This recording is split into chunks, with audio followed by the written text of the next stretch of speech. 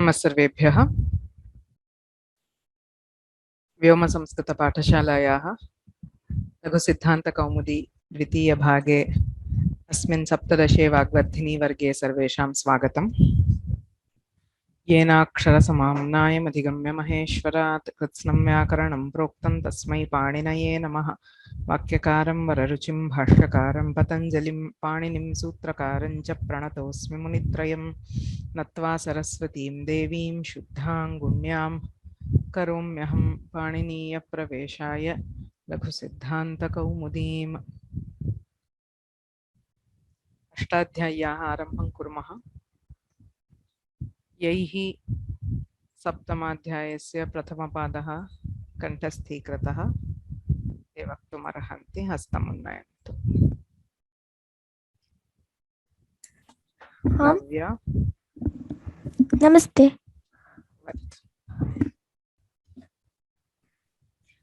अथ सप्तमोऽध्यायः प्रथमः पादः युवोरनाकौ आयनीयः फढखछघां प्रत्ययादीनां झोन्तः अदभ्यस्तात् आत्मनेपदेष्वनतः शीङोरुट् वेत्तेर्विभाषा बहुलं छन्दसि अतोऽभि स ऐस् बहुलं छन्दसि नेदमदसोरकोः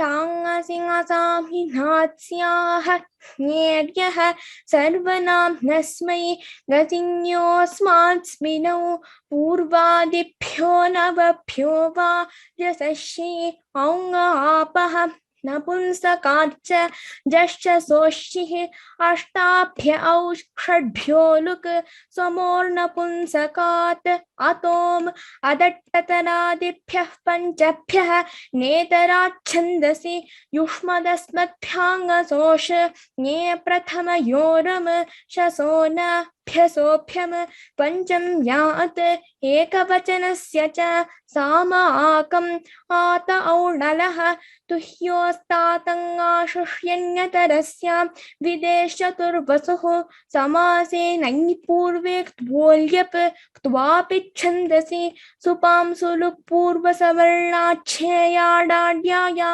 जालः अमोमश लोपस्तात्मनेपदेषु ध्वमोध्वात् यजध्वैनमिति च तस्य तात तप्तनप्तनथनाश्च इदन्तोमसि त्वोयक् युष्मीनमिति च स्नात्व्यादयश्च आज्यसेरसुक् अश्वक्षीरवृषलवणानामात्मप्रीतौ किचि आमि सर्वनाम्नः सुट् त्रेस्त्रयः ह्रस्वनद्या पोनृट् षट्चतुर्भ्यश्च श्रीग्रामण्योश्छन्दसि गोः पादान्ते निधितोऽनुं धातोः शेमुचादीनां मश्चिनशोर्च्छदि दधिजभोरचि नेट्यलिटि रथेः रभेरशब्लिटोः आङ्गो हि उपात् प्रशंसायाम् उपसर्गात् खङ्घयोः न सुदुर्भ्यां केवलाभ्यां विभाषा चिण्डमुलोः उगितचां सर्वनामस्थाने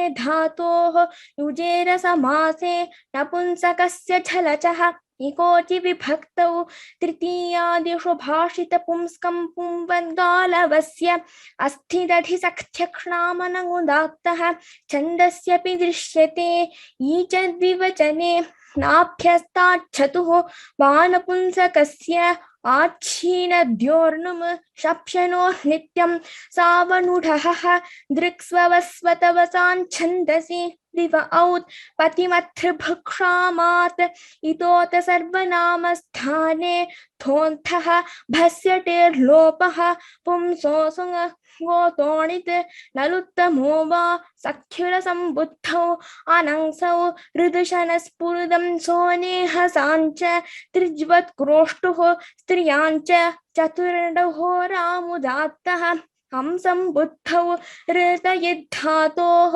उपधायाश्च उदोष्ठ्यपूर्वस्य बहुलं छन्दसि युवोरष्टाभ्यो लोपोरधिशप्शनोरुपधायास्त्रीणि इति पाणिनीयसूत्रपाठे सप्तमाध्यायस्य प्रथमः पादः।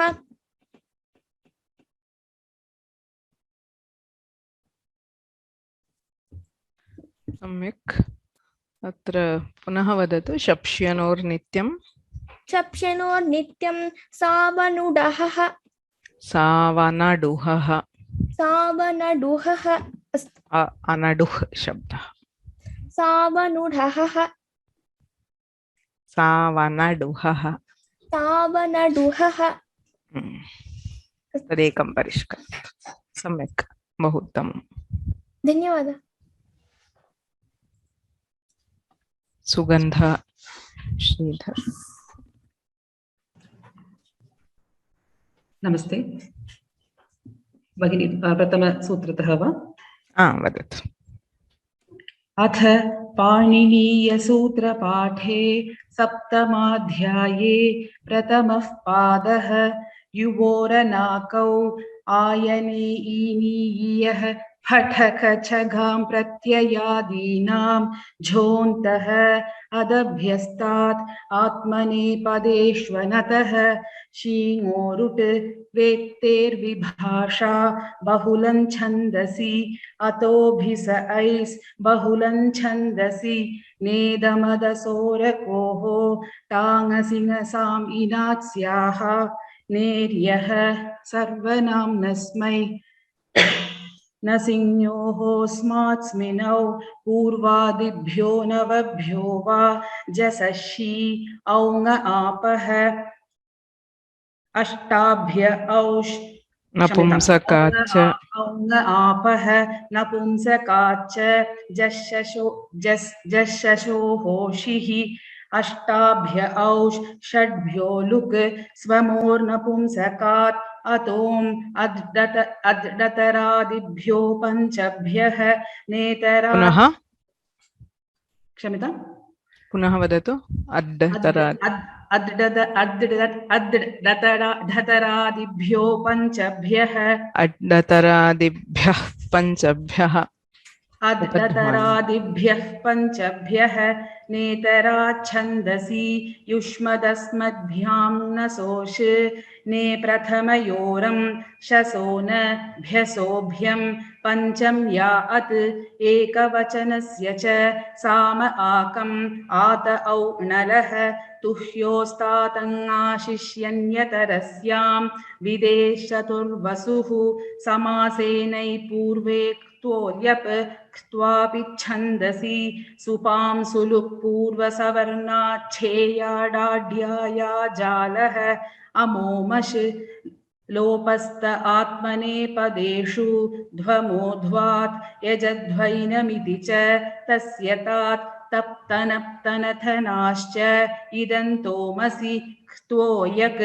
इष्ट्वीनमिति च स्नात्व्यादयश्च आज्यसेरसुक् अश्वक्षीर वृषलवणानाम् आत्मप्रीतौ ह्यचि आमिः सर्वनाम्नः सुट् त्रेस्त्रयः ह्रस्वनद्यापो नुट् षट् चतुर्भ्यश्च श्रीग्रामिण्योश्छन्दसि गोः पादान्ते इदितो नुं धातोः शेमुचादीनां मज्जिनशोर्झलि रधिजभोरचि नेट्यलिटिरधेः रभेरशब्लितोः लभेश्च आङो इ उपात् प्रशंसायाम् उपसर्गात् खल्घन्योः न सुदुर्भ्यां केवलाभ्यां विभाषा चिन्नमुलोः उगिदचां सर्वनामस्थाने धातो उगिदचां सर्वनामस्थाने धातोः युजेरसमासे नपुंसकस्य झलचः इकोचि विभक्तौ तृतीयादिषु भाषितपुंस्कं पुंवद्गालवस्य अस्ति ददि सत्यक्ष्णामनमुदात्तः छन्दस्यपि दृश्यते ईच द्विवचने नाभ्यस्ताच्छतुः वा नपुंसकस्य आच्छीनद्योर्नुं शप्ष्यनोर्नित्यं सावनडुहः दृक्स्ववस्वतवसाञ्छन्दसि दिव औत् पथिमत्र्युभुक्षामात् इतोत्सर्वनामस्थाने थोन्थः भस्यटेर्लोपः पुंसोऽसुं गोतोणित् नलुत्तमो वा सख्युरसम्बुद्धौ अनंसौ ऋदुशनस्फुरुदंसो नेहसाञ्च त्रिज्वत्क्रोष्टुः स्त्रियाञ्च विभाषा तृतीयादिष्वचि चतुरनडुहोरामुदात्तः संबुद्धौ ऋत इद्धातोः उपधायाश्च उदोष्ठ्यपूर्वस्य बहुलं छन्दसि युवोरष्टाभ्यो लोपोरधि शप्ष्यनोरुपधायास्त्रीणि इति पाणिनीयसूत्रपाठे सप्तमाध्याये प्रथमः पादः। बहु उत्तमं, बहु सम्यक् उक्तम्। अग्रे गच्छामः। लघु सिद्धान्त कौमुदी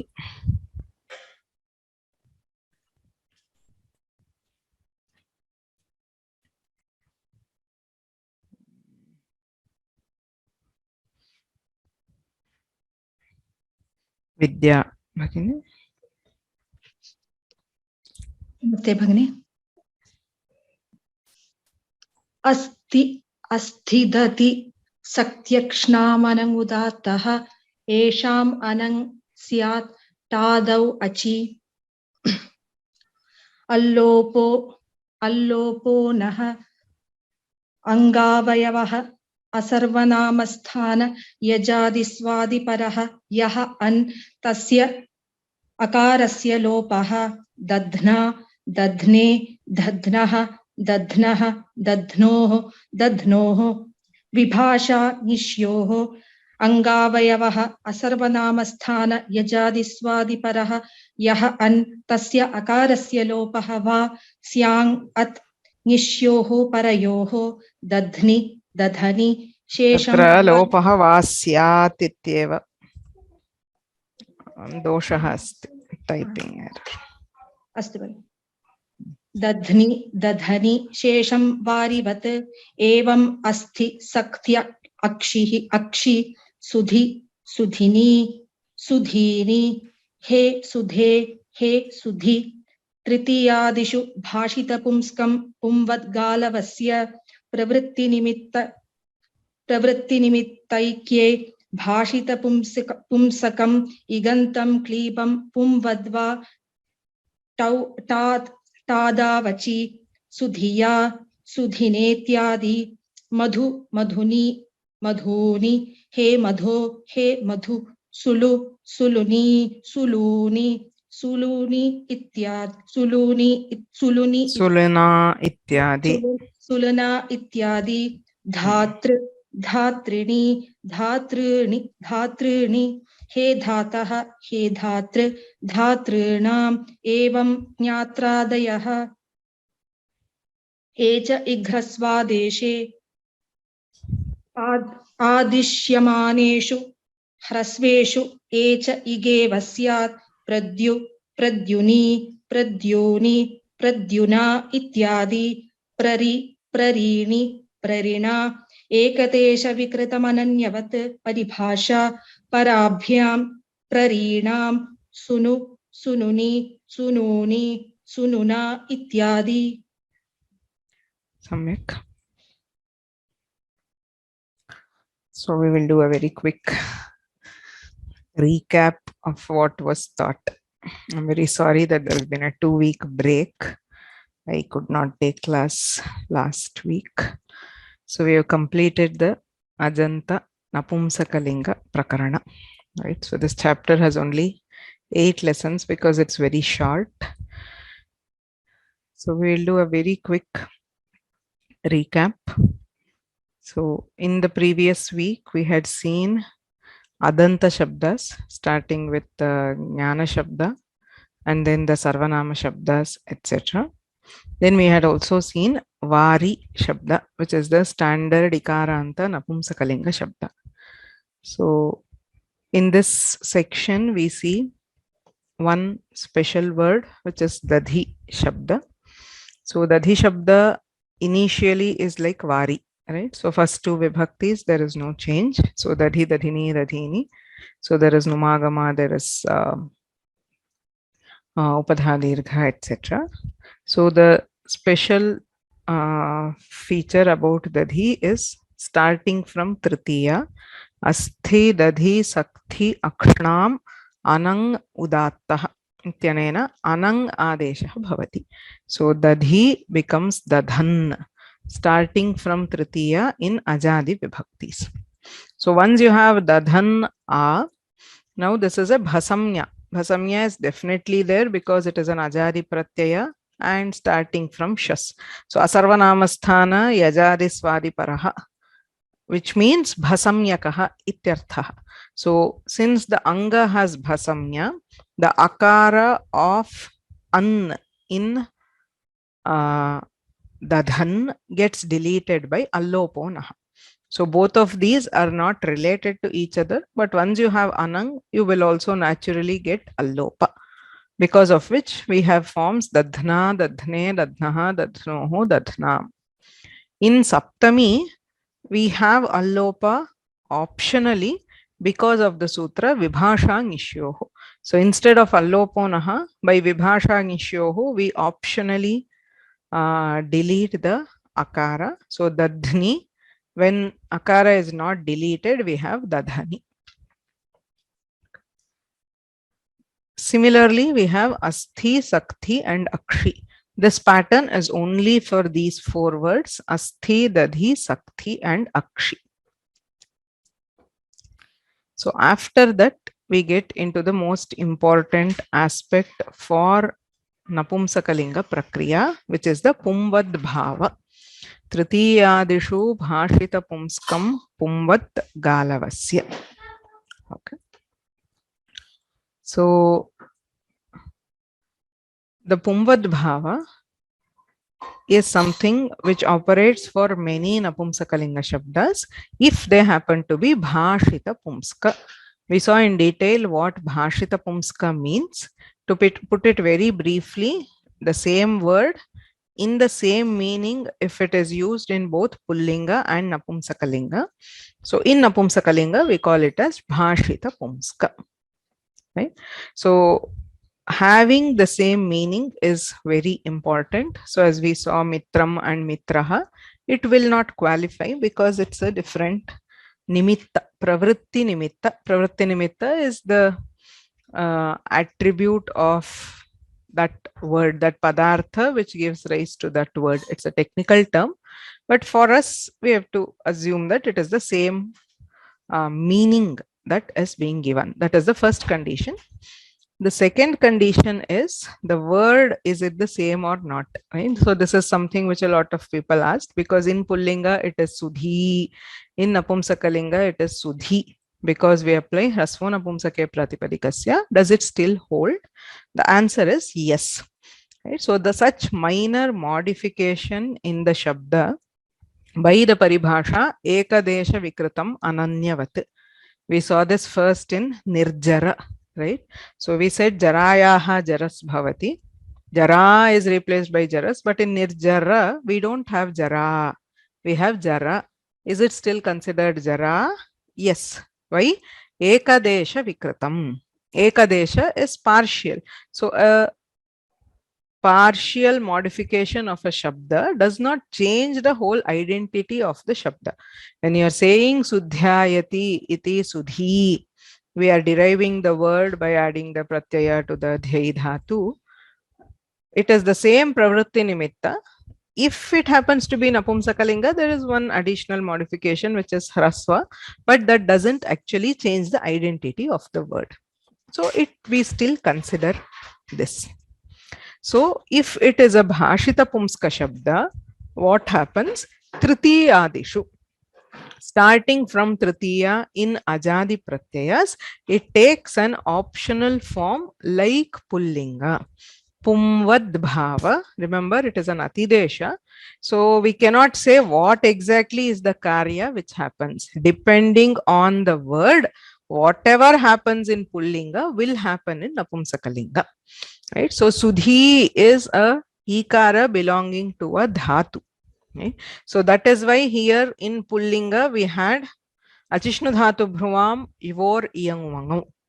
Right? There actually we should have had eranekacho sanyoga purvasya, but because of nabhu sudhiyoho, that was prevented and we reverted to achishnu dhatu bhruvam. So here also optionally we have the achishnu dhatu bhruvam. Right? So sudhiya, sudhiye, sudhiyaha, sudhiyam, etc.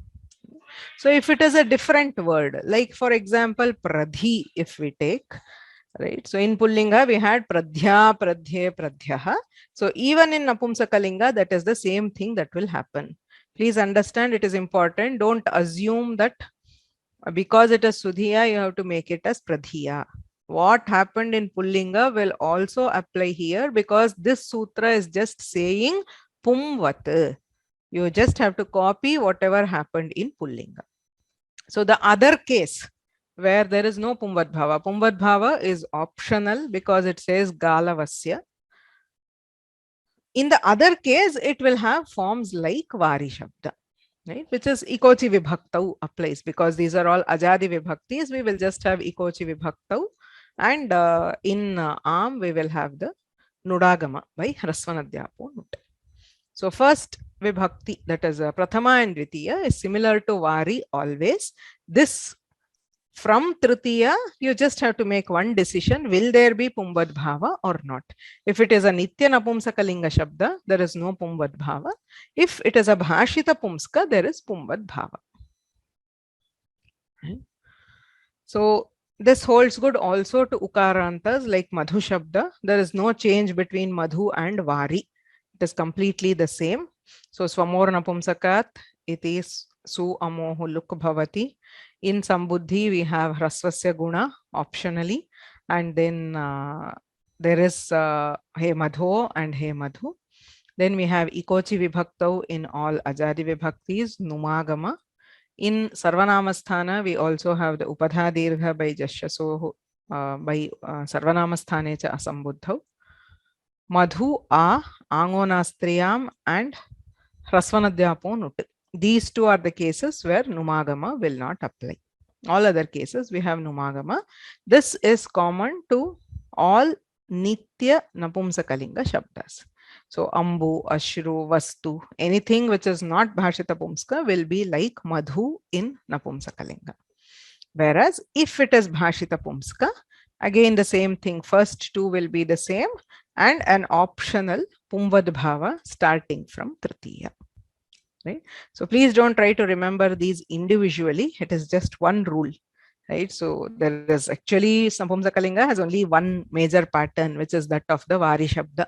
Ajadi Pratyaye Numagamaha. That is the key factor. Should you have one form like Pullinga is the only decision that you will have to make. Similarly, when we come to Dhatri or Datri Shabda or any Trijanta Shabda, all Trijanta Shabdas exist in all three lingas, right? In the same meaning, Kartrarthe. So these are all Bhashita Pumskas, and therefore there is Pumvad Bhava everywhere, similar to the Pullinga form. Okay. So here I just wanted to mention one thing which I made an error in the video. So in this He Dataha, right? So the guna here is by Harasvasya Gunaha and not Ritongi Sarvanamasthanayoho. So Anavadhanat, I wasn't paying attention. So in the video, I have mentioned this as Ritongi Sarvanamasthanayoho, but this is not Sarvanamasthana in Napumsakalinga. In Pullinga, we get Ritongi Sarvanamasthanayoho because it is Sarvanamasthane Pare. In Napumsakalinga, there is no Sarvanamasthana Samnya for Su. Sarvanamasthana is only Jas and Shas. Jashasoho Shihi and Shi Sarvanamasthanam. And there is no Pumvad Bhava here. So we are still in Napumsaka territory and this is not Sarvanamasthana. Guna will happen, but by Hrasvasya Gunaha. Because this is a Hrasvarakara, we will still get the He Datar is the same. And then the Lopa has already been done. So He Datar is right, but instead of Ritongi Sarvanamasthanayoho, it is Hrasvasya Gunaha. So please note and please make that change if you have written it down.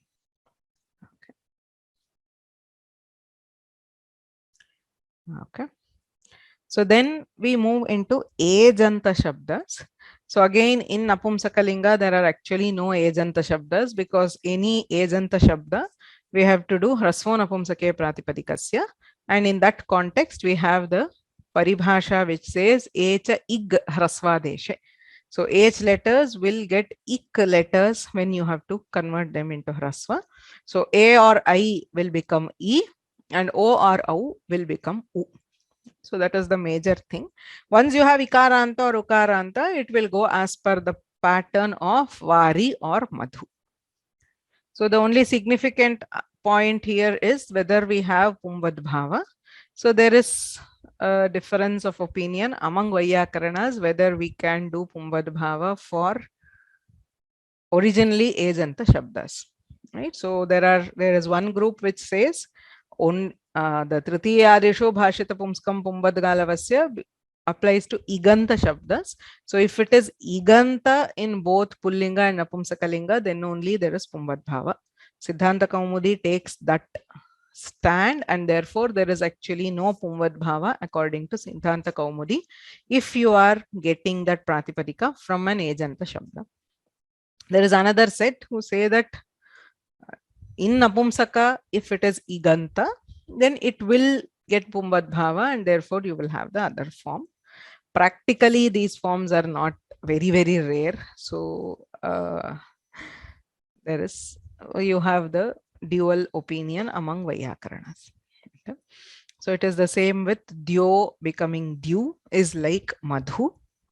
Rai becoming ri, it is like vari, except that in the haladi pratyayas. So this is special. So if the pratyaya is haladi, we have the sutra rayo hali. This is still considered as rai shabda. So rayo hali ityanena akaradesha bhavati. So we have prarabhyam prarabhihi instead of praribhyam praribhihi. Now becomes nu and is like madhu shabda. So that is all we have in napumsakas. To do a very quick summary of napumsakalingas. At the stage of pratipadika in napumsaka, we have to apply hrasvo napumsake pratipadikasya. So any dirgha will become hrasva. So shripa becomes shripa, sudhi becomes sudhi. So some people asked if you should treat this as akaranta napumsakalinga or akaranta. It is akaranta, ikaranta, ukaranta only, because even before the addition of vibhaktis, we are converting it into hrasva. You can say it is akarantaha napumsakalingaha shripa shabdaha phala shabdavad bhavati or jnana shabdavad bhavati. So for H, here again the sutra which gives hrasva is still hrasvo napumsake pratipadikasya. Echai hrasvadeshe is not a vidhi sutra, it is a paribhasha sutra. It is just telling you when you want to select a hrasva, which one should you select? Because A and I, they are called sandhyaksharas. Right? So they have a portion of akara and a portion of ikara. So when you want to do hrasva, should you take hrasva akara or should you take hrasva ikara is a question which will naturally arise. To answer that, we have a paribhasha which says you choose the ik varnas, that is ikara and ukara and not the akara. Right? But the sutra for hrasva is still hrasvo napumsake pratipadikasya. That is the vidhi sutra. Echai hrasvadeshe is not the vidhi sutra. So mentioning this sutra is not enough. You have to say hrasvo napumsake pratipadikasya. Additionally, you can mention echai hrasvadeshe ityanena ikarasya hrasvaha ikaraha.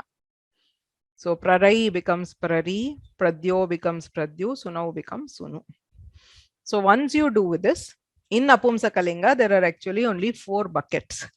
Adanta, idanta, udanta, rudanta. So taparakarana, hrasvakarantas, hrasvaikarantas, hrasva ukarantas, hrasva rikarantas. There is no other shabda in napumsakalinga. In these, again, adanta is one major category and igantas together, they are the other major category, because all karyas apply commonly for all igantas. Okay, nothing special for ikara, ukara, rikara, etc. It is igantas as a one major category. And in igantas, one thing we have to identify is whether the shabda is pure napumsaka or a bhashita pumsaka. How do we know? Through koshas or by knowing the common words. So basically all kridanta words like trijantas or words we are deriving from dhatus or samasas, bahuvrihi samasa, they are all like existing as visheshyas across multiple lingas. So they are all bhashita pumskas. Some words exist purely in napumsakalinga, right? So that is one key factor which will help us know what are the final forms. So with this, if we go in the prathama, dvitiya and sambodhana, these are all mostly the same, right? There is no difference in napumsakalinga for these three except in the rare cases. So always utsarga for su or is look by swamor napumsakat. If the anga is adanta, instead of look, we replace with So atom or adid, addatarādibhya panchabhya. In this again, in sambodhana, if it is adanta shabda, then we do amipurvaha and then delete the makara. Okay. So you get he jnana, he phala, etc. like he Rama. If it is adidadesha, we do the adid and then tehe iti tilopaha. In that context, we will still hear the dakara as in he katarat or he katarad. All other cases, it is deleting the su pratyaya and then an optional guna resorting to nalumatangasya ityasya anityatvam. Guna is always by hrasvasya gunaha. So he vare, he vari, he dadhe, he dadhi, he madho, he madhu. For all igantas, we have this two forms. In au, always there is only one karya. Napumsakacha gives aungaha she, and then ikochi vibhaktau adds a nakara. So you get varini, madhuni, suluni, etc. In jas and shas, we have jashaso shihi. Both jas and shas are replaced by she, and therefore they get the sarvanamasthana samya by she sarvanamasthana, because of which we do a numagama. If it is a adanta shabda by napumsakasya jhalachaha, or if it is an iganta shabda by ikochi vibhakta. Once we do the numagama, we also do the upadha dirgha by sarvanamasthane cha asambuddhau. So jnanani, varini, madhuni, datrini, everything is the same. From tritiya till saptami, right? If it is akaranta shabda, then it is fully pumvat. There is no special thing at all. Whereas if it is iganta shabda, we have ikochi vibhaktau adding numagama for napumsakalinga. So ikochi vibhaktau is prevented or overridden by two sutras. One is angonastriyam and the other is hrasvanadhyapo nut. Right? Wherever applicable, if it is applicable. Okay. So then tritiyadishu bhashrita pumskam pumbadgalavasya gives an optional pumvat form for all igantas. So pumvat, what exactly is pumvat depends on a case by case basis. If it is just hrasva ikaranta like shuchi or bahu, we have ghisamya, gherngiti, achaghe. If it is dirgha from the dhatu, you have the ikara, then you have achishnu dhatu bhruvam or eranekacho sanyoga purvasya. If the ukara is from the dhatu, you have o supi or achishnu dhatu bhruvam yor yang wangam. For rikara, we have rita ut in ngasi ngasu, ngasi or ngas, and also ritongi sarvanamasthane. So this depends on what is the word type. For the ajantas, we just have the echoyavayavaha, nothing special. So in haladi pratyayas, there is no vishesha except rayohali. The one thing which is not covered here is the asthi dadhi saktyakshna manang udattaha. Those are special shabdas. Only those four shabdas have the anang and the allopa. Okay. So now let us take some questions related to this.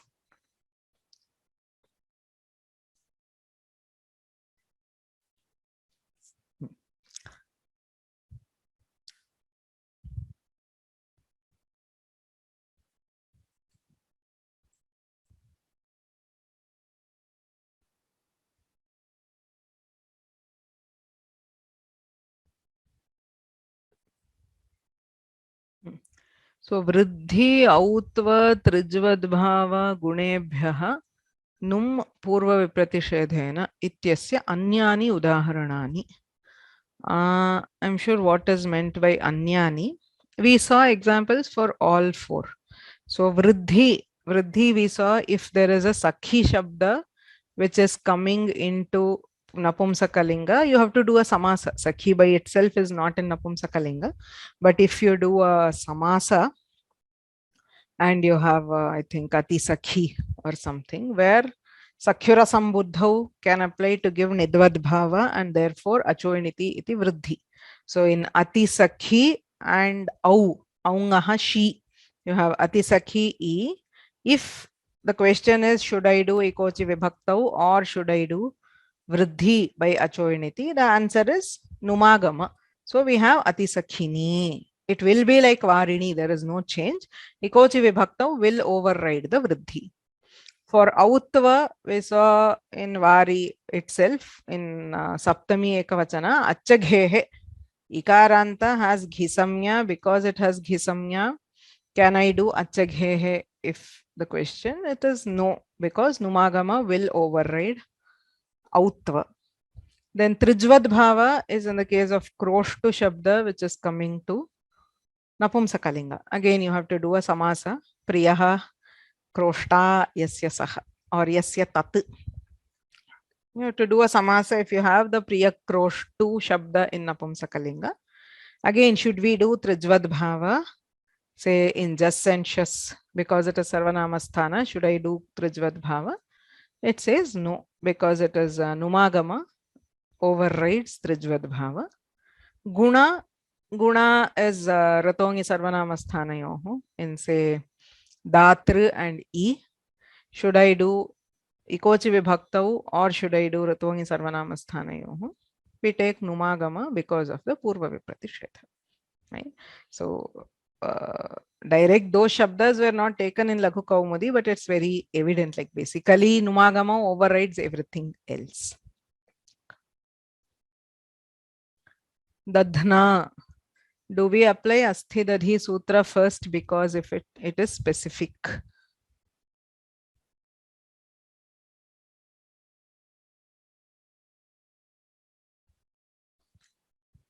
Yes, Asthidadhi Sakthakshnam Anangudataha is very specific to those shabdas, so we have to do it first. And after applying it, Ghisamya is lost. Yes, because Ghisamya depends on the single letter, which is Ikara. Right? Once there is no Ikaranta, then you don't have Ghisamya, and therefore we cannot do Angonastriyam or other karyas depending on Ghisamya. For Vari, please explain the formation of Varini. How is Dvitiya Bahuvachana same as Prathama Bahuvachana, as it is not a Sarvanamasthana? In Napumsakalinga, both Prathama Bahuvachana and Dvitiya Bahuvachana are Sarvanamasthana. Jas Shasoho Shihi. Both Jas and Shas are replaced by Shi. Shi Sarvanamasthana. Ataha Ubhayatrapi Sarvanamasthana Samya Bhavatyeva. अतएव उभयत्रापि नपुंसकस्य चलचः अथवा इकोच विभक्तो इति नुमागमः उपधा दीर्घः भवति. What are all the shabdas apart from these which have bhashita pumska? There are many shabdas, especially if you take samasas, you cannot put an end to it. Okay, so we cannot give an definitive list of what is bhashita pumska and what is not. So based on the vyutpatti, we can guess. As I said, bahuvrihi samasa will be bhashita pumska. Pradi tatpurusha will be bhashita pumska. And then the visheshana. Basically, if it is behaving like a visheshana, it can change its lingas, then it is a bhashita pumska shabda. Even in Namapadas, there are shabdas, as we saw some, like say Vimanaha, Vimanam. It is used in both lingas. In those cases, we don't have a way to guess. Kosha baladeva jnatavyam. Napumsakalingepi prayogaha, pullingepi prayogaha. Asti.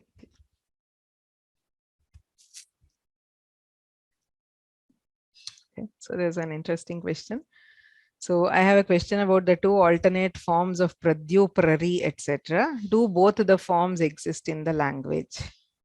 No, see, that is the key factor.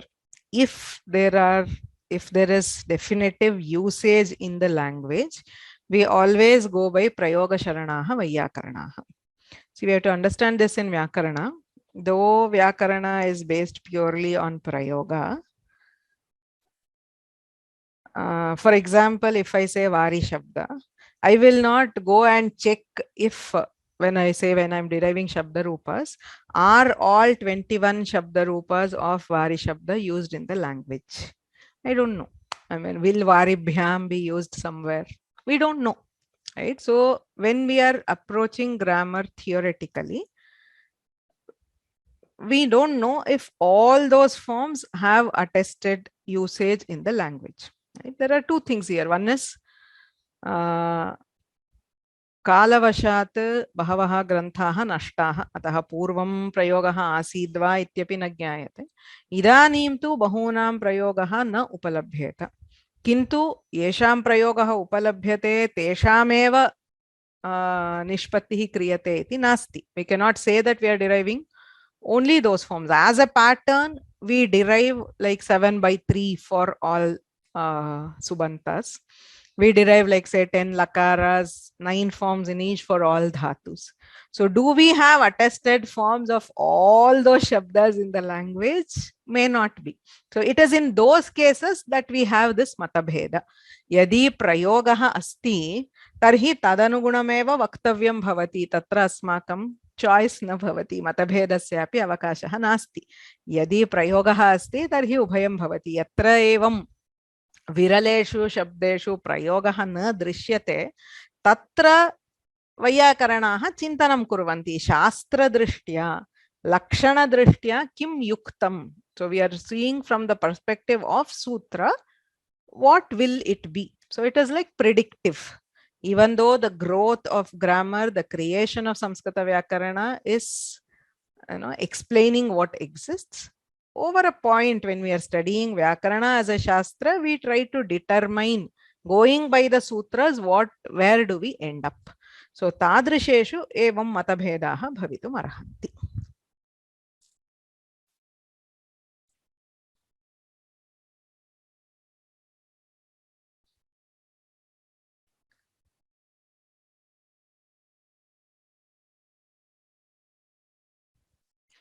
From Ejanta to Iganta, we apply Sthanentartamaha.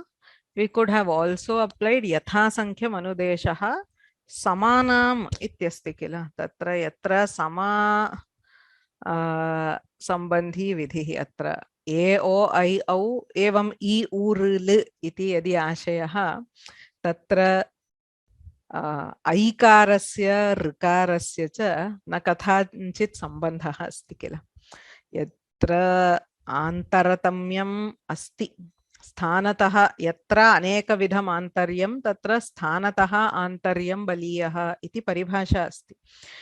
Whenever we are substituting anything with something else, there has to be some sort of similarity which governs it. If you are looking at the question here is, we have a, o, I, au, and we have ik, I, u, r, l. So can I do yatha sankhya and say aikarasya rikaraha and aukarasya likaraha? So adau prayogetu tatha nasti iti prathamam. Yatra yatra eka aikarasya hrasvah kriyate tatra ikaraha eva drishyate. Api cha sakshat sambandhaha yatra kopi nasti tadrishaha adeshaha na bhavati. Naturally it will not apply. Okay. So Yatha Sankhya is mostly applied where we cannot find an antaratamya or decision is not possible using an antaratamya. Tadrisheshu eva Yatha Sankhya prayogaha bhavati. Are there any Lidanta Napumsakalinga Shabdas? We will have to create artificially. Vastutaha likaranta shabdaha naiva santi pullingepi na santi napumsakalingepi bhashayam prakritikaha likarantaha shabdaha na santi. Tatra pullingepi kim kriyate gaml इति धातुः तं बोधयितुं कश्चित् शब्दः सः काल्पनिकः कृत्रिमः शब्दः तादृशं प्रायः नपुंसकलिङ्गेपि उत्पादयितुं शक्यं। यदि उत्पाद्यते तर्हि ऋकारान्तवदेव यथा पुल्लिङ्गे भवति तथा भवति। गम्ल गम्लिनी गम्ल गम्ऋनी इत्यादि भवति। Theoretically you can do it, but it is not of much use.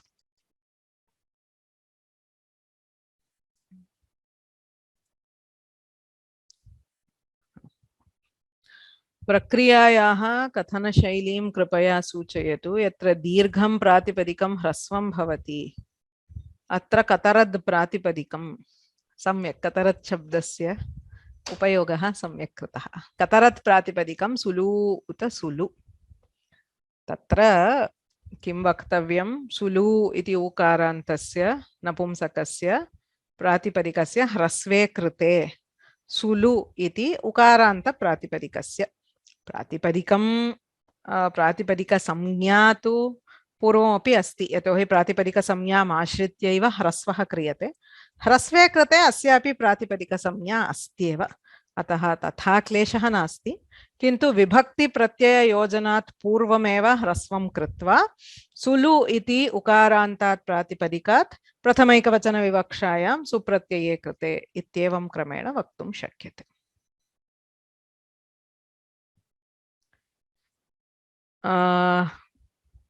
दधिनी दध्नी इति कुतो न भवति औङः औ प्रत्ययस्य शी आदेशे कृते इति प्रश्नः। तत्र तृतीयादिषु इति अनुवर्तते किल।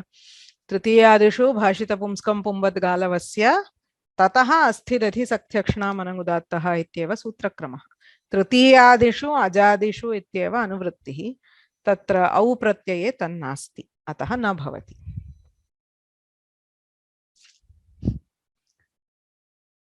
तृतीया विभक्तौ नाभावः इति किमर्थम् उच्यते, नादेशः इति कुतो नोच्यते इति प्रश्नः।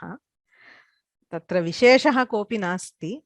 तत्र व्याख्यानेषु सामान्यतः आङो नास्त्र्याम् इत्यनेन विहितस्य आदेशस्य नाभावः इति व्यवहारः व्याख्यानेषु प्रसिद्धः।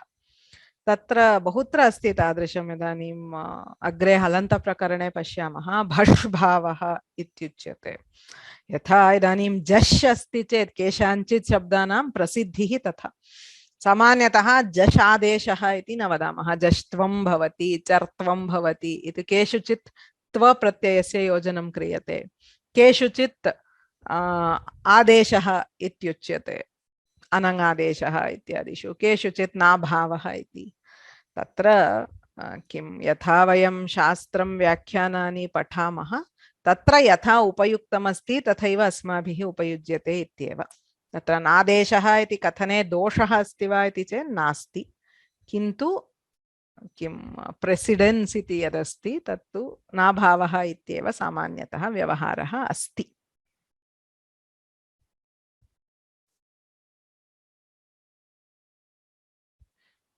स्त्रीलिङ्गे भूशब्दस्य संबोधने किं भवति? हे भूः इत्येव भवति।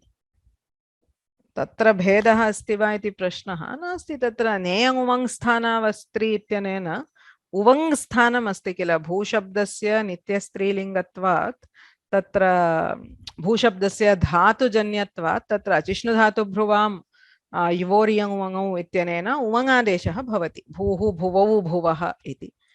उवङ् स्थानी अस्ति इत्यतः नेयङ् उवङ् स्थानावस्त्री इत्यनेन नदीसंज्ञा निषिध्यते, अतः अम्बार्थनद्योर्ह्रस्वः इति न भवति। हे भूः इत्येव रूपं भवति।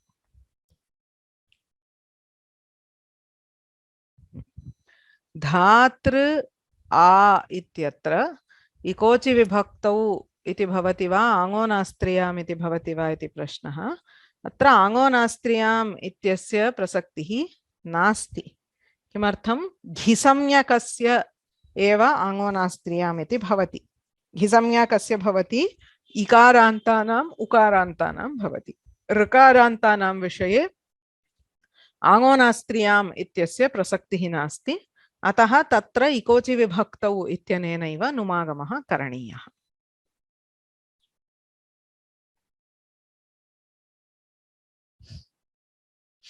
सर्वनामस्थाने च सम्बुद्धौ सूत्रे सर्वनामस्थानम् एकवचनान्तम् अस्ति। किमर्थं सर्वेषां पञ्चानामपि ग्रहणं भवति? सर्वनामस्थानम् इति संज्ञा किल, युगपत् तत्र पञ्चप्रत्ययाः न भवन्ति। कश्चित् प्रत्ययः भवति, तस्य सर्वनामस्थान संज्ञा अस्ति चेत् तत्र भवति। तत्र सूत्रे लिङ्गवचनम् अतन्त्रम् इत्येव परिभाषा अस्ति, तथा वचनस्य तथा प्राधान्यं न भवति। तत्तु संज्ञा अस्ति, यस्य सा संज्ञा अस्ति तद् भवति तावदेव।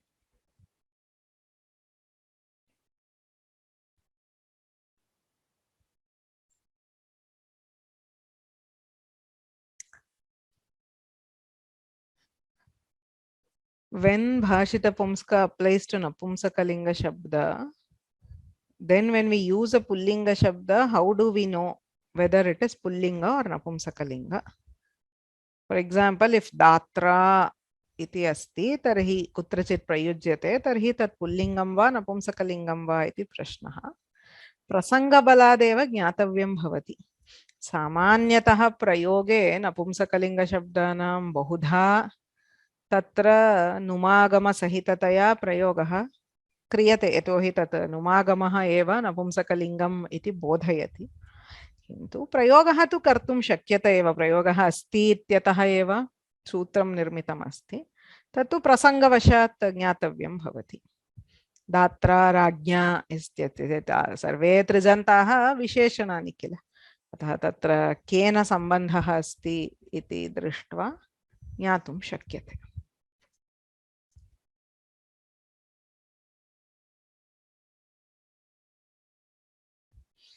न भूसुधियोः इत्यस्य प्रसक्तिः भवति वा इति प्रश्नः। तत्र भू शब्दस्य विषये पुनः प्रश्नः। न भूसुधियोः इत्यनेन किमुच्यते?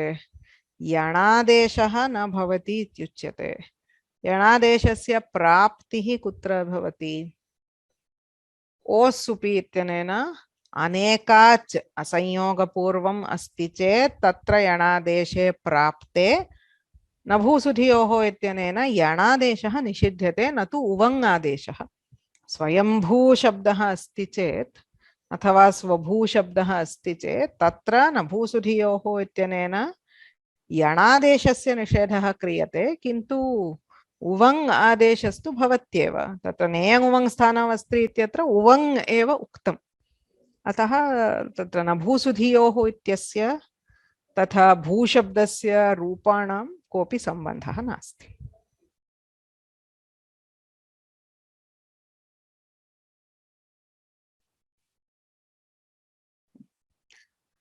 परे एवं परतः इत्यस्य कोऽपि भेदः अस्ति वा इति प्रश्नः। नास्ति तथा, इत्युक्ते परतः इति अव्ययं भवति।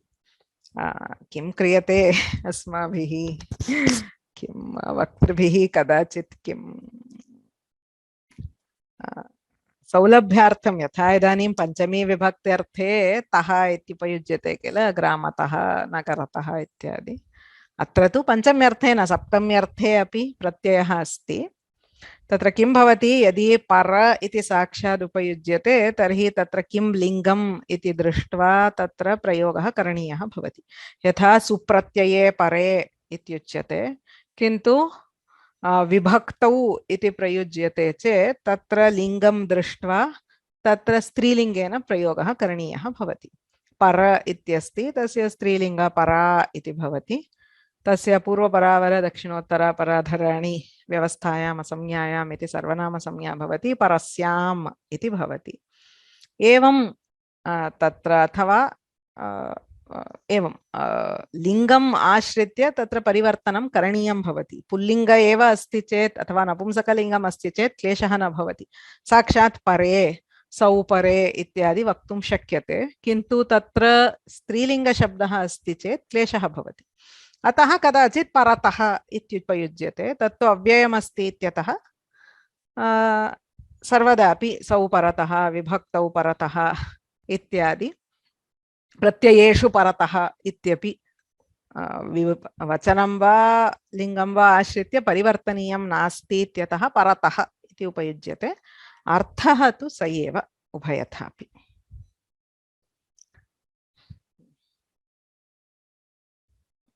अस्थिदधि सक्थिक्ष्णाम् अनङ् उदात्तः इत्यत्र उदात्तः इति किम् इति प्रश्नः।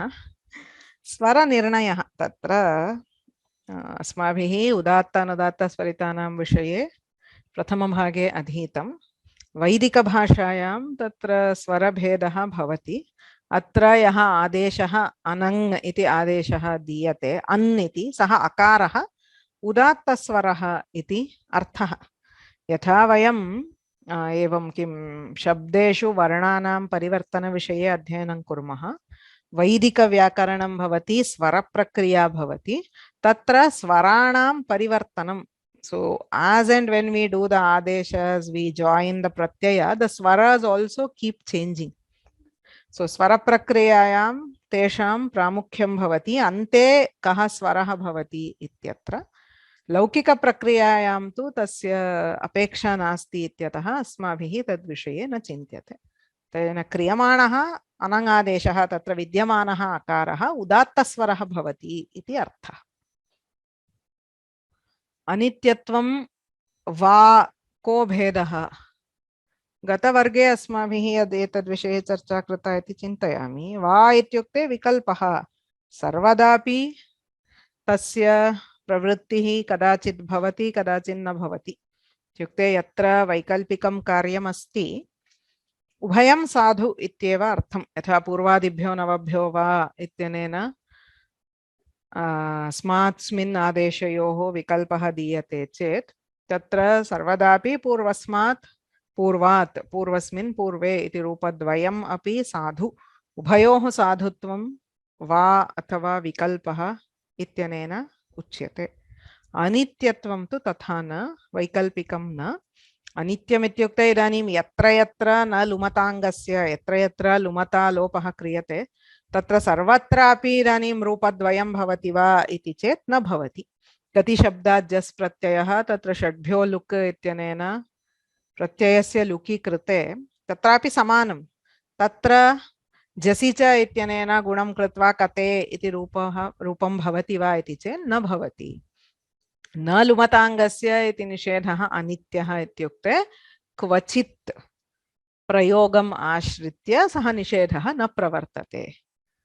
कुत्र न प्रवर्तते इति तु प्रयोगबलाद् वा व्याख्यानादिबलाद् वा ज्ञातव्यं। सर्वत्रापि अस्य विकल्पः इति न अर्थः।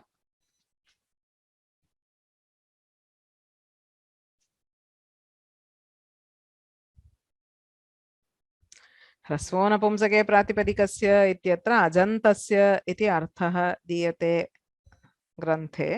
अजन्तस्यैव ह्रस्वः भवति किल। अचः इति परिभाषा इति भवत्या उक्ता। अचः इति परिभाषा अस्ति इत्यतः एव अजन्तस्यैव ह्रस्वः भवति। सा परिभाषा इट्स् अ वेरी ऑब्वियस परिभाषा। यत्र ह्रस्व दीर्घ प्लुत शब्दैः विधानं क्रियते तत्र अचः इति पदं। सामान्यतः इको गुणवृद्धि इत्यपि अस्ति। गुणः वृद्धिः इत्युक्ते सामान्यतः इक् वर्णस्यैव भवति इति तात्पर्यम्। एवं ह्रस्वः इत्युक्ते अज्वर्णस्यैव भवति इति परिभाषा विद्यते। अत एव अजन्तस्य ह्रस्वः।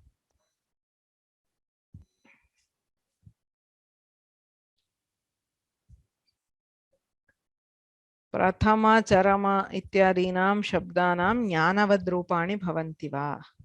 आम्, प्रथमं प्रथमे प्रथमानि इति तत्र सर्वनाम विशिष्टं कार्यं किमपि जस् प्रत्यये नास्ति नपुंसकलिङ्गे। अतः प्रथम चरम तया अल्प अर्ध कतिपय षण्णामपि शब्दानां ज्ञानशब्दवदेव रूपाणि भवन्ति।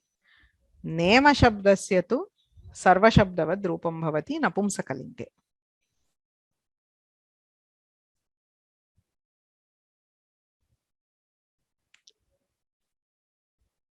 दशसोषिः इत्यत्र नपुंसकात् च इति अनुवर्तते।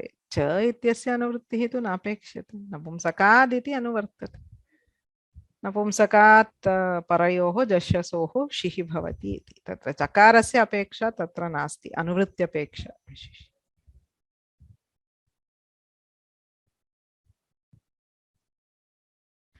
शि सर्वनामस्थानम् इत्यस्य अर्थे जश्यसोः इति कथं स्वीक्रियते?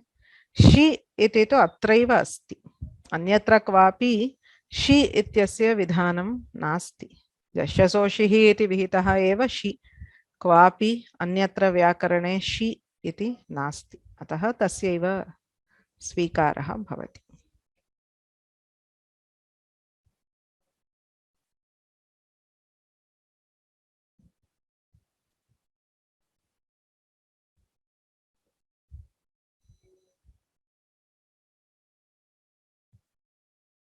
While creating any forms at a point, one has to think in 4000 sutras and vartikas. That is Rama Am. Which sutra should apply first in Ashtadhyayi?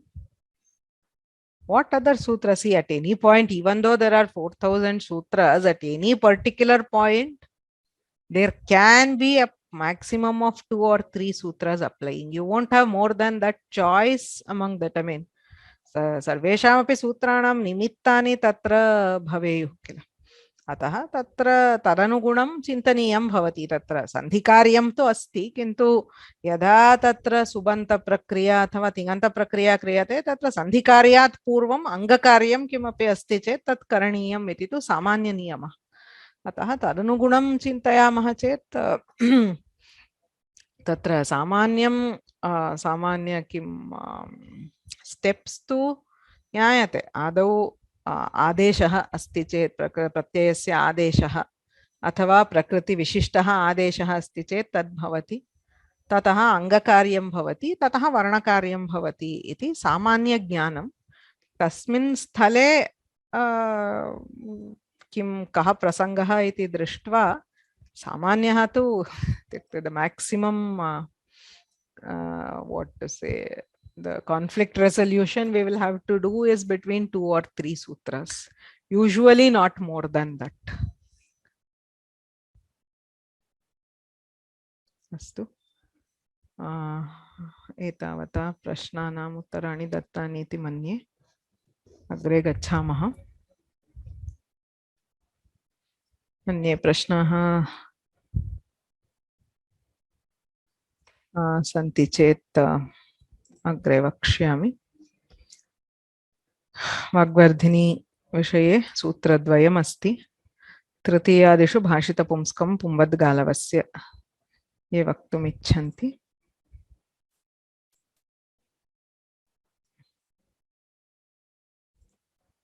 Madhavi भगिनी। नमो नमः आचार्य, श्रूयते वा? तृतीयादिषु भाषितपुंस्कं पुंवद्गालवस्य सप्ताध्याये प्रथमपादे चतुस्सप्ततितमम् एतत् सूत्रमस्ति, अतिदेशसूत्रमस्ति।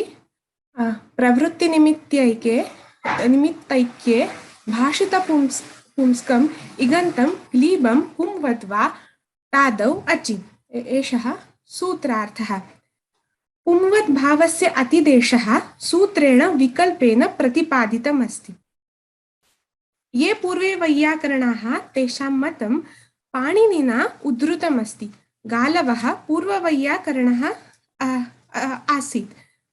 केवल गालवस्य मते पुंवद्भावः भवति, अन्येषां मते न भवति इत्यतः विकल्पेन पुंवद्भावः इगन्त नपुंसकलिंग शब्दानां तृतीया विभक्तेरारभ्य अजादौ प्रत्यये परे विकल्पेन भवति। किन्तु ते शब्दाः प्रवृत्तिनिमित्तैके भाषितपुंस्काः भवन्ति चेत् एव पुंवद्भावः इगन्त नपुंसकलिंगशब्देभ्यः विकल्पेन भवति। प्रथमतः भाषितपुंस्काः शब्दाः के? भाषितः पुमान् येन तत्, येषां नपुंसकलिंगशब्दानां प्रयोगः पुल्लिङ्गे अपि अस्ति, ते शब्दाः भाषितपुंस्काः। उदाहरणं पश्यामः चेत् विमानः, विमानं, आकाशः आकाशं तथा च विशेषणानि अपि भाषितपुंस्कानि सन्ति। वर्णानि वर्णाः रक्तः पीतः कपिशः ते अपि भाषितपुंस्काः। तथा बहुव्रीहिसमासाः प्रादितत्पुरुषसमासाश्च अपि भाषितपुंस्काः। उदाहरणार्थः अनादिः अनादि अस्य सः अनादि दुर्मतिः दुर्मति इत्यादयः। किन्तु केवल भाषितपुंस्काः शब्दाः न पर्याप्ताः। प्रवृत्तिनिमित्तैक्ये ये भाषितपुंस्काः तेभ्यः इगन्तेभ्यः पुंवद्भावः विकल्पेन भवति। प्रवृत्तिनिमित्तं नाम किम्? यं धर्मम् आश्रित्य कश्चित् शब्दः किञ्चित् पदार्थं बोधयितुम् उपयुज्यते तत् प्रवृत्तिनिमित्तम्। उदाहरणं पश्यामः चेत् घटः घटे घटत्वम् अस्ति। नाम यदि नैकाः एकः घटः अस्ति वा द्वौ घटौ वा अनेकाः घटौ वा, किन्तु तेषु अनेकेषु घटेषु एक एव धर्मः घटत्वं। तद्धर्मः प्रवृत्तिनिमित्तम्।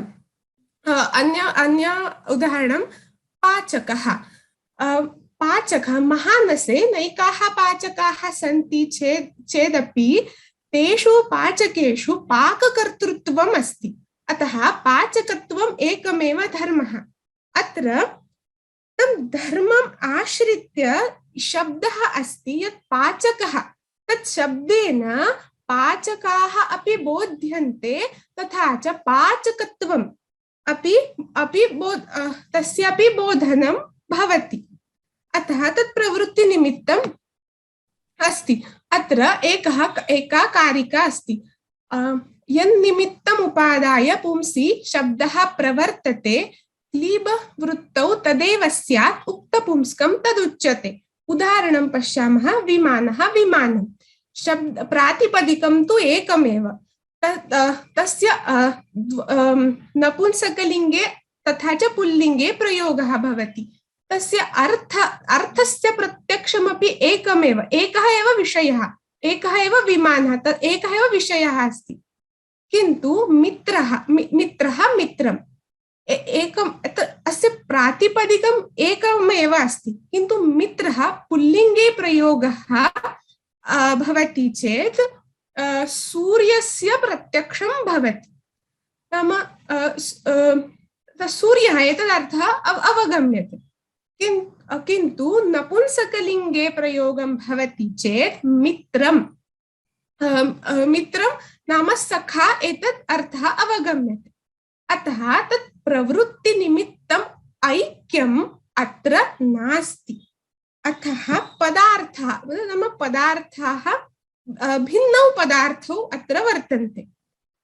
किन्तु विमानम् अत्र प्रवृत्तिनिमित्तम् ऐक्यं भवति इत्यतः प्रवृत्तिनिमित्तैके भाषितपुंस्काः शब्दाः नाम ये नपुंसकलिङ्गाः शब्दाः पुल्लिङ्गे अपि समानार्थकाः भवन्ति। ते शब्दाः प्रवृत्तिनिमित्तैके भाषितपुंस्काः शब्दाः। इङन्त शब्दाः भवति चेत् इङन्त नपुंसकलिङ्गः भवति चेत् विकल्पेन पुंवद्भावः भवति। उदाहरणं सुधिना सुधिया। अत्र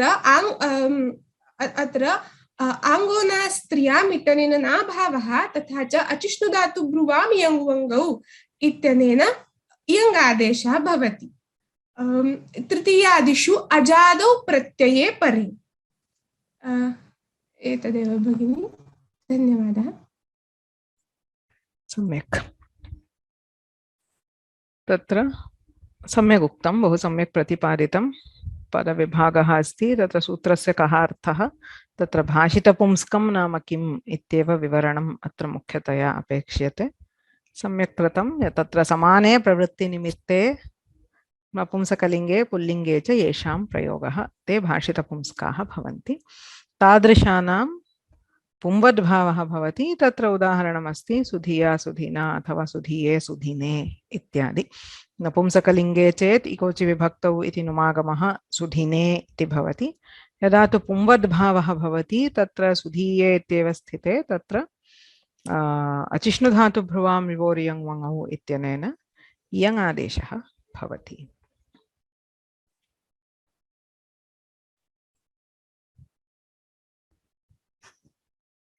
अस्तु, अग्रे गच्छामः। नुमागमविषये पूर्वविप्रतिषेधः इति प्रश्नः। दीपा रङ्गराजन्।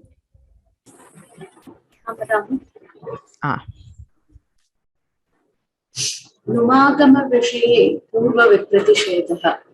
अजन्त नपुंसकलिङ्गशब्दानां निष्पत्तौ नुमागमः द्वाभ्यां सूत्राभ्यां विधीयते। नपुंसकस्य झलजः तथा इकोचि विभक्तौ इति।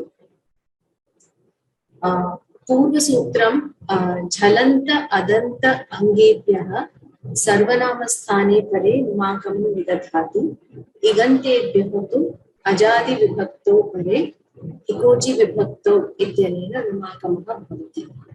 छि इति यः आदेशः जश्शसोः स्थानयोः विहितः तस्य सर्वनामस्थानत्वम् अस्ति इत्यतः यद्यपि द्वयोरपि सूत्रयोः प्रसक्तिरस्ति तैः समानरूपमेव सिद्ध्यति च तथापि परत्वात् इकोचि विभक्तौ इति सूत्रमेव अस्माकं परम्परायां चिनुमः। इकारान्त उकारान्त अङ्गेभ्यः ङित् प्रत्ययेषु परेषु खेर्निति इति सूत्रेण विहितं गुणं बाधित्वा वृद्ध्यौत्व त्रिज्वद्भावगुणेभ्यो पूर्वविप्रतिषेधेन इति वार्तिकम्। पूर्वविप्रतिषेधेन एतानि कार्याणि बाधित्वा नुमागमं विदधाति। अचो युति इति वृद्धिम् अच्छध्वेः इति औत्वं त्रिज्वत्कोष्ठुः इति त्रिज्वद्भावं खेर्निति इति गुणं च। आम् प्रत्यये परे तु नुमचिर त्रिज्वद्भावेभ्यो पूर्वविप्रतिषेधेन इति वार्तिकं प्रवर्तते। अनेन इकोचि विभक्तौ इति नुमागमम् अचिररुतः इति रेफादेशं विभाषा तृतीयादिषु अचि इति त्रिज्वद्भावं च इति परसूत्रान् बाधित्वा ह्रस्वनद्यापो इत्यनेन नुडागमः भवति। उदाहरणं बारी आम् इति षष्ठी बहुवचने ह्रस्वनद्यापो इति नुडागमे नामी इति अङ्गदीर्घः अङ्गदीर्घे अट्टुप्वामं व्यवायेपि इति नत्वे वारीणाम् इति रूपम्। यदि अत्र नुमागमं क्रियते तर्हि नामी इति सूत्रस्य प्रसक्तिः न भवेत्, वारिणाम् इति अनिष्टं रूपं सिद्ध्यति। सम्यक्।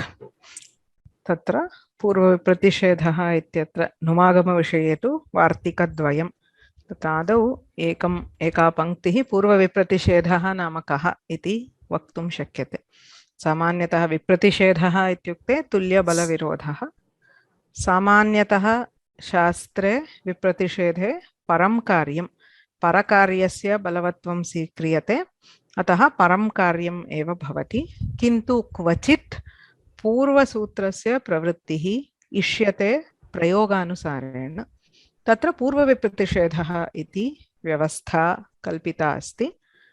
विशिष्य यत्र व्याख्यानबलमस्ति तत्रैव पूर्वविप्रतिषेधः अङ्गीक्रियते। तत्र वार्तिकद्वयं मुख्यतः ज्ञातव्यं। यत् उक्तं वृद्ध्यौत्व त्रिज्वद्भावगुणेभ्यः नुम् पूर्वविप्रतिषेधेन भवति, नुमचिरत्रिज्वद्भावेभ्यः नुट् पूर्वविप्रतिषेधेन भवति। अतः एतेषु चतुर्षु स्थलेषु नुमः बलवत्वं भवति, किन्तु नुम् नुटोः परस्परं विप्रतिषेधः अस्ति चेत् नुटः एव तत्र बलवत्वं भवति। सम्यक् उदाहरणानि उक्तान्येव। अग्रे गच्छामः। गत वाग्वर्धिनी वर्गे अस्माभिः किञ्चिदिव विचारः कृतः आसीत् ज्ञापकस्य विषये। अद्य तत्र अग्रे किञ्चित् गच्छामः। ज्ञात्वा अन्ते उद्घोषणा अपि अस्ति, अतः please wait till we finish this and then there is an announcement about the upcoming exam. ज्ञापकम् इत्युक्ते किम् इति स्मरामः चेत्, ज्ञापकं शास्त्रे साक्षात् वाचा यत् नोच्यते शास्त्रकारेण, किन्तु तत्र केनापि प्रकारेण तस्य सूचनं भवति। तत् सूचकः अंशः ज्ञापकम् इत्युच्यते। पारिभाषिकं पदमस्ति व्याकरणशास्त्रे। यत्र कुत्रापि अस्माभिः ज्ञापकम् इति वक्तुं न शक्यते, किन्तु केचन नियमाः ज्ञापकसिद्धाः। तत्र ज्ञापकम् इति वक्तव्यं चेत् तत्र 4 सोपानानि भवन्ति। सूत्रेषु अथवा आचार्यस्य वाक्येषु कस्यचित् अंशस्य वैयर्थ्यम् आदौ प्रतिपादनीयम्.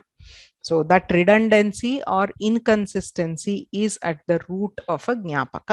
तत्र वैयर्थ्यम् अस्ति चेदेव ओ अत्र आचार्यः अन्यत् किमपि वक्तुम् इच्छति इति, that is the key indication. तर्हि तत्र वैयर्थ्यबलेन कः नियमः ज्ञाप्यते इति द्वितीयं सोपानं। यदि नियमस्य ज्ञापनं भवति तर्हि पूर्वं ज्ञापकः यः अंशः तस्य सार्थक्यं प्रतिपादनीयं. So that completes the cycle. You're saying something is redundant, which indicates a rule, which in turn gives or removes the redundancy. Okay, so it is not random. So that cycle should be complete. Kintu tavata na alam. Tatra yaha niyamah jnapyate tasya kim phalam kutra prayoga siddhau tasya उपयोगः भवति. अतः गतवर्गे अस्माभिः दृष्टं तत्र नानुबन्धकृतम् अनेकाल्त्वम् इति नियमः अस्ति. एकाल् अनेकाल् इत्यादि चिन्तने तत्र इत्सम्यकवर्णं निवार्य अस्माभिः द्रष्टव्यम्. तत्र किं ज्ञापकम्? अनेकाल्शित् सर्वस्य इति सूत्रे षिद् ग्रहणं तत्र ज्ञापकं भवति. यतोहि शकारः अनुबन्धः अस्ति चेत् सर्वेपि षित् आदेशाः अनेकालः एव भवन्ति. अनेकाल्त्वादेव सर्वादेशे सिद्धे षित्वं व्यर्थं भवति. व्यर्थं सत् ज्ञापयति, ज्ञापिते सति तस्य सार्थक्यं भवति इति दृष्टम्. इदानीम् अस्माकम् अत्र किञ्चित् वाक्यमुक्तं लघुकौमुद्यां. नलुमता इत्यस्य अनित्यत्वात् पक्षे तत्र गुणः किमुच्यते? तत्र कश्चित् नियमः उच्यते. कः नियमः उच्यते? नलुमताङ्गस्य इत्यनेन क्रियमाणः प्रत्ययलक्षणनिषेधः. नलुमताङ्गस्य इत्यनेन किमुच्यते?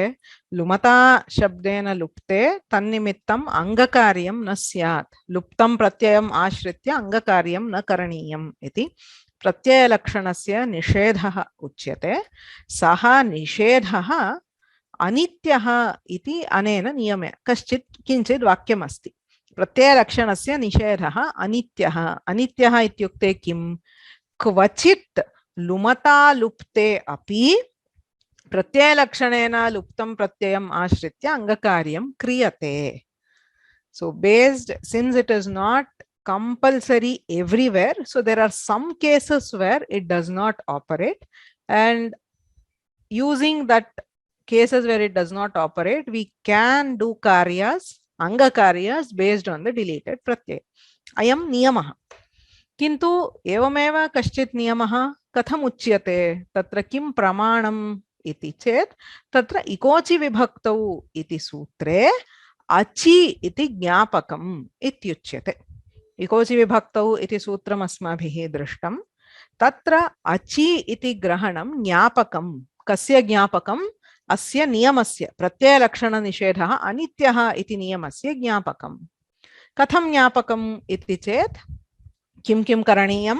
वैयर्थ्यं दर्शनीयम् आदौ. अतः तत्र कथम् अज्ग्रहणस्य अचि इति व्यर्थम् इति प्रथमं. किमर्थम् अचि इति व्यर्थम्? इति चेत् इकः विभक्तौ इत्येव कुर्मः। अचि इति पदं सूत्रे नास्ति चेत् किं भवति? इगन्तस्य नपुंसकलिङ्गशब्दस्य सर्वेषु विभक्तिप्रत्ययेषु नुमागमः भवति इति भवति किल। अजादौ विभक्तौ एव नुमागमः, हलादिषु विभक्तिषु अपि नुमागमः भवति किल।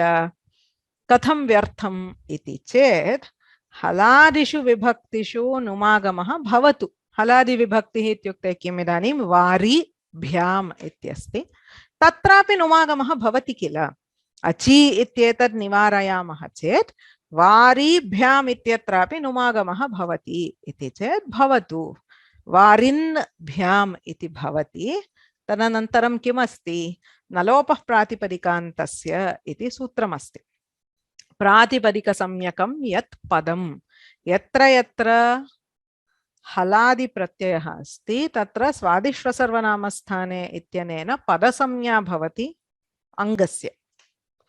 पदसंज्ञा अस्ति चेत् अङ्गस्य अन्ते वारिन् इत्यत्र यः नकारः तस्य लोपः भवत्येव। यथा राजन्भ्याम् इत्यत्र नकारस्य लोपः, एवं वारिन्भ्याम् इत्यत्रापि नुमागमं कुर्मः चेदपि पुनः तस्य लोपं कुर्मः चेत् वारिभ्याम् इति रूपं तु सिद्ध्यति।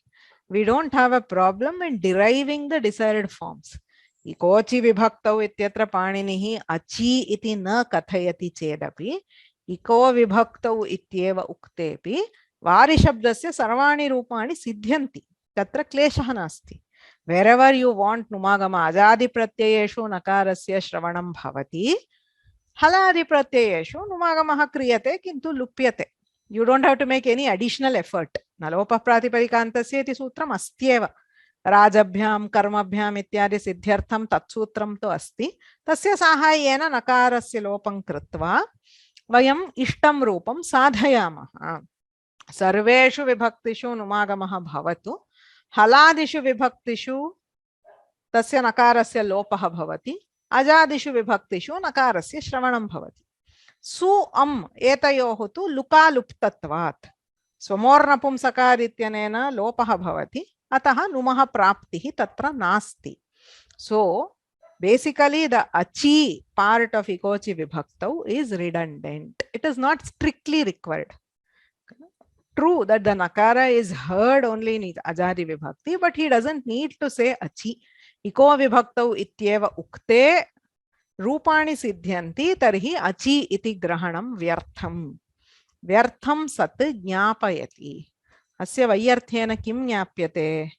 न लुमते इति निषेधः अनित्यः इति ज्ञाप्यते। ज्ञाप्यते चेत् अस्य सार्थक्यं कथं? So if you get to this niyama, then how do you say still achi is still vyartha iti chet? Na. Yadi ayam niyamah asti इत्युक्ते नलुमताङ्गस्य इति निषेधः यदि अनित्यः इति अङ्गीक्रियते तर्हि सम्बुद्धौ किं भवति? यथा अस्माभिः इदानीं हे वारे इत्यत्र तत्र प्रत्ययलक्षणम् आश्रित्य गुणः क्रियते, एवं प्रत्ययलक्षणेन विभक्तिम् आश्रित्य नुमागमः सम्भवति। तस्य वारणार्थं तत्र वारिन् इति रूपं हे राजन् इति यथा भवति, एवं हे वारिन् इति रूपं स्याद् इति आपत्तिः अस्ति। तन्निवारणार्थम् अचि इति ग्रहणं सार्थकं भवति। So achi is basically redundant in the normal sequence, but in the light of this rule, if we are considering that nalumata is anitya, then there is a possibility that in sambodhana, even though the pratyaya is haladi, tatra nakarasya shravanasya sambhavah asti, tadvaranartham paninina tatra ikaha achi vibhaktau eva numagamaha iti uktam. So this cycle is complete. किन्तु अस्य नियमस्य किं फलम् इति चेत् अस्माभिः यद् दृष्टं तदेव फलम्। नियमस्य किं फलं? कदाचित् तु लुमता लुप्ते अपि प्रत्ययलक्षणम् आश्रित्य अस्माभिः इष्टं रूपं सिद्ध्यते। यथा अत्र ह्रस्वस्य गुणः इत्यनेन गुणं कृत्वा हे वारे इति रूपं वयं साधयामः। एवञ्च इकोचि विभक्तौ इति सूत्रे अचि ग्रहणम्, अचि इति शब्दस्य ग्रहणं ज्ञापकं भवति। कस्य ज्ञापकं भवति? नलुमता इति निषेधस्य अनित्यत्वे ज्ञापकं भवति। स्वयं कश्चन लघु अंशः एव, किन्तु एवं शास्त्रविचाराः यदा अग्रे प्रौढग्रन्थाः अधीयन्ते एतादृशाः विचाराः विशिष्य ज्ञापकम् आश्रित्य शास्त्रे बहवः नियमाः उच्यन्ते।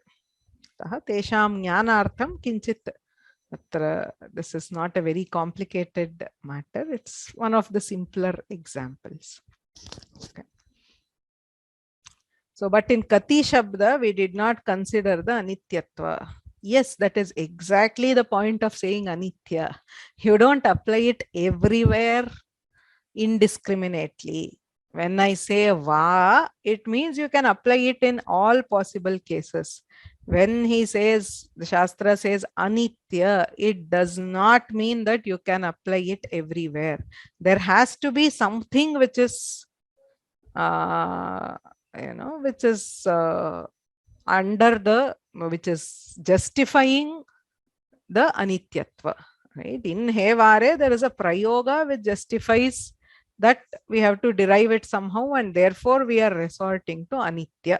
Yatra yatra anityatvam iti uchyate tata sarvatra api tathaiva. You cannot use anityatva everywhere indiscriminately. It comes with lot of riders. You can use it only when you are taking it to an accepted prayoga. Prayoga sadhanartham, shishta prayoga sadhanartham eva upayujyate, natu sarvatra.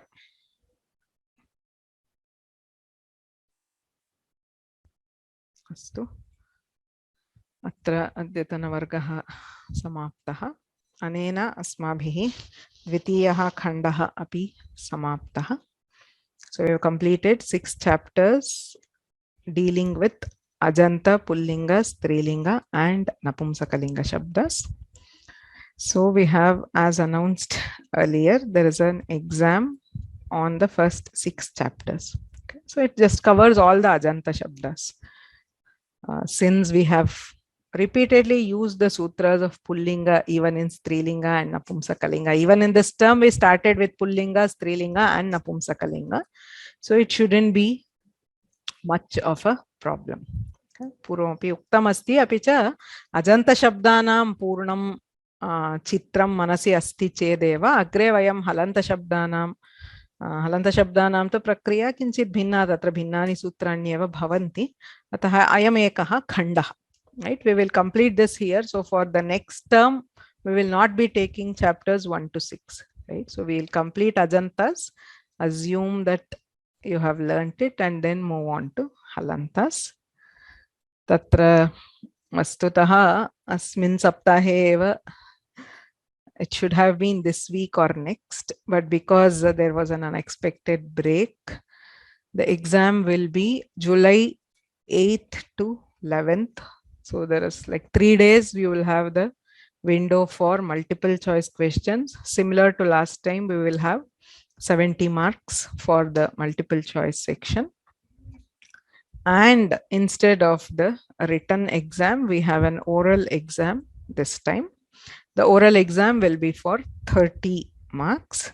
So it will have 3 parts. Okay, so first is the Ashtadhyayi.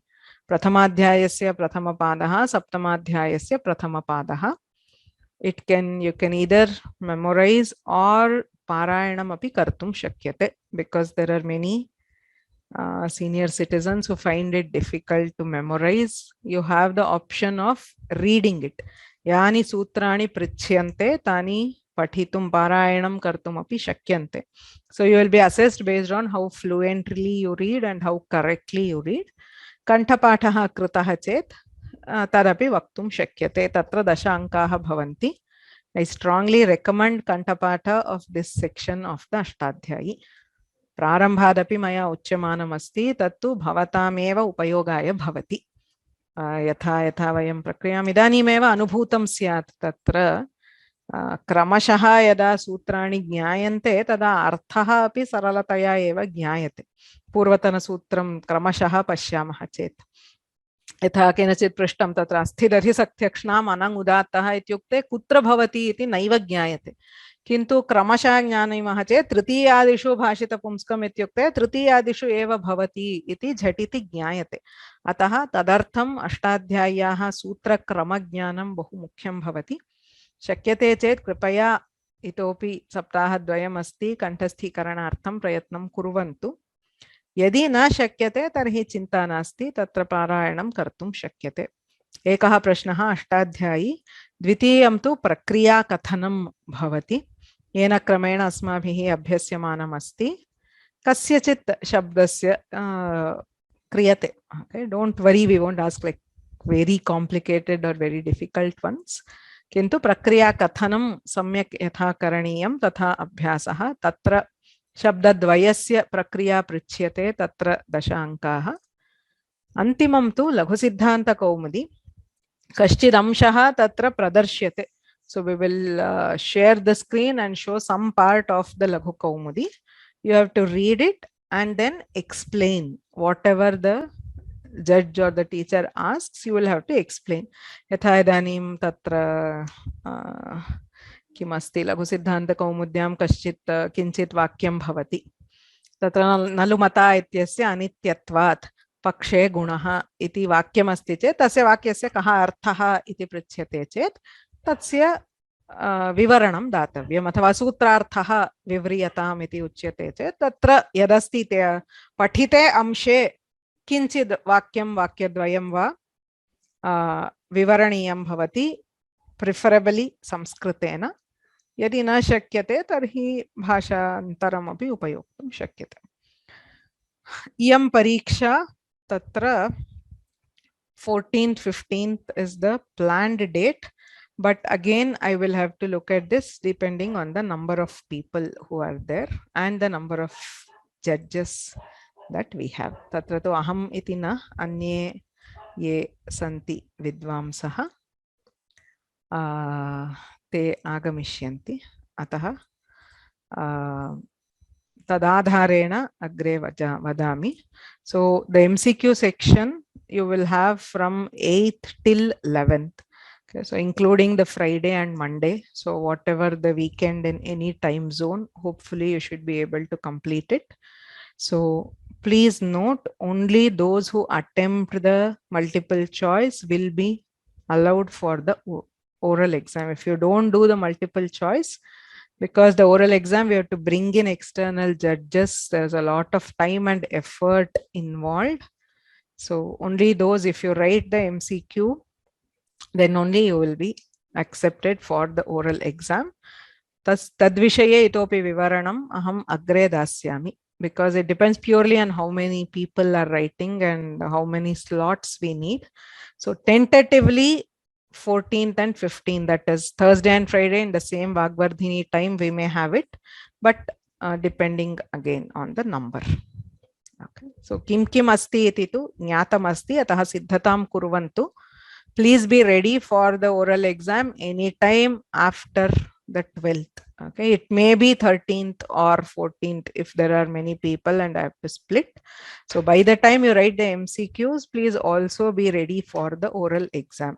Tadartham punaha samayaha napekshaniyaha. Okay. So MCQ section, sarvaihi jnayate, a single sitting, within 3 hours you have to submit. Only one attempt will be allowed. So be careful. Don't use the refresh back button or close the window.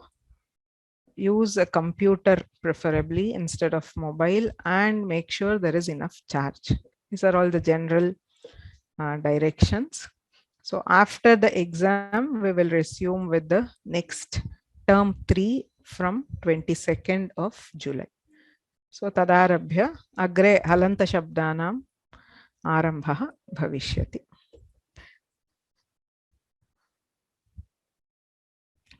Will we be having a separate test for chapter 6? Yes. So the chapter exercise and the test I will upload either today or tomorrow. So as usual you will have it. There will also be one sort of revision exercise for the entire chapters, that is including Pullinga, Strilinga, Napumsakalinga, just for revision and practice. Okay, so you can just try it out. Napumsakalinga adhyaya pariksham to aham aropayami. By today or tomorrow you will have it. Okay. So as always, if you have any problems, any genuine reasons with problems with the exam dates, please reach out to me separately through an email. Yadi tasmin samaye prayanam asti anyah kopi kleshah asti tarhi kripaya mam email dwara suchayantu. Please drop an email to me personally, soumya.krishnapur@vyomalabs.in. Okay, so then we will see what can be done. कदापि मया तत्र निराकरणं तु न कृतमस्ति. येषां क्लेशः अस्ति कथञ्चित् तत्र किं व्यवस्थां कल्पयितुं निश्चयेन प्रयत्नं करोम्येव. अतः कृपया तत्र मां सूचयन्तु, पूर्वमेव सूचयन्तु. It's very difficult if you come back after the test and say I could not take it for whatever reason.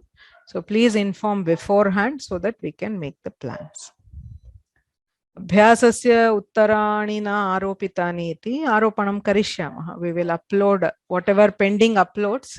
There have been some issues with everybody, with my health, with the volunteers, everybody. So, but we will complete the uploads by this week or the next maximum. Okay.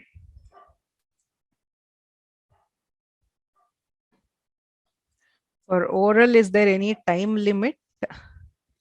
See, there's no limit as such, but like each person will be around 10 minutes. Okay. So, dashasu nimesheshu prayah tadarhikam tu na bhavati. Taha chinta mastu. Please remember, it is not, I hope it doesn't cause tension or worry. Tadarthameva Vagvardhini vargasya abhyasaha karitah asti. Tatra chintayaha vishayah na. तत्र किमर्थम् इदं क्रियते इति चेत् तत्र अभ्यासः भवतु. यः कोऽपि झटिति आगत्य व्याकरणप्रश्नं पृच्छति चेत् किञ्चित् वा वक्तुम् अस्माकं विश्वासः भवेत्. तदर्थमेव क्रियते. अतः डोंट वरी too much about or don't get tensed about the oral exam. Okay, and the question which I was personally dreading, the written exam of March. I'm extremely sorry. It's been taking time. There were more than 200 people and to go through. I've completed around 150. I actually wanted very much to announce that before I brought up the question of the next exam. But there have been too many other things happening at Vyoma and at home. But I will definitely give it as soon as possible. Okay, within the next few days. Okay, certainly, because I've completed more than 75%. Only about 40 papers are left. It will take 1 or 2 days, but I will announce it very soon.